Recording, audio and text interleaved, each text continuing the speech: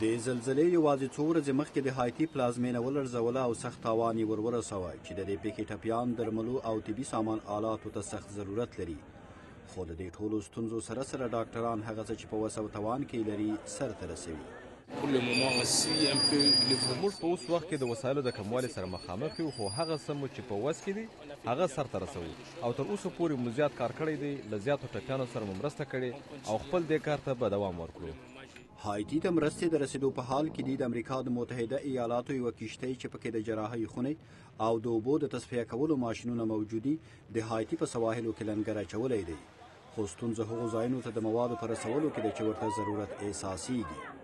د نړیوالو ټولنو د تخمین له مخې د دې احتمال شته چې د هایټي 3 میلیونه خلک چې د دې هېواد د ټول نفوس 1/3 برخه تشکیلوي ضروري او عاجلو مرستو ته ضرورت ولري چې د دې مرستو رسول هر هېواد ته په تیره بیا لکه د هایټي په څېر بېوزله هېواد ته رسول سخت او ګران کار دی. جان اندرسن د پان امریکن په مؤسسه کې ډاکټر دی. هغه وایي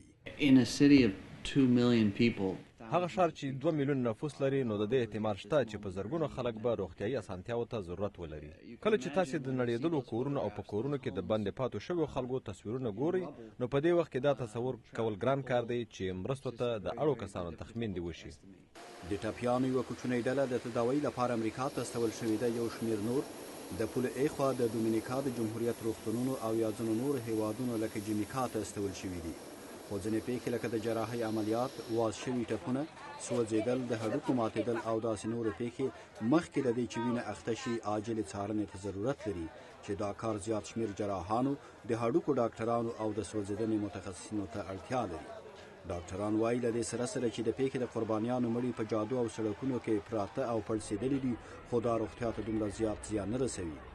هغه څه چې ډاکټران زیات په تشویش کې اچولي دي هغه ګڼ شمېر خلک دي چې په عامو ځایونو کې ژوند کوي او له پاکو اوبو او صحي اسانتیاوو څخه بې برخې دي. زه فکر کوم چې باید زیات تمرکز په اسهال، روي ناروغیو او هغو ناروغیو چې د واکسین په واسطه له منځه ځي وشي. طبي متخصصین د هغو خلکو په باره کې چې وږي دي او چټل خواړه خوري هم زیات په تشویش کې دي، ځکه چې کمزوری معافیتي سیستم په زیات شمېر دارنګه خلکو کې چې سوی تغذیې وي د دې سبب کېږي چې ژر په ناروغیو اخته شي. غورځنګ د امریکا غږ آشنا تلویزیون، واشنګټن.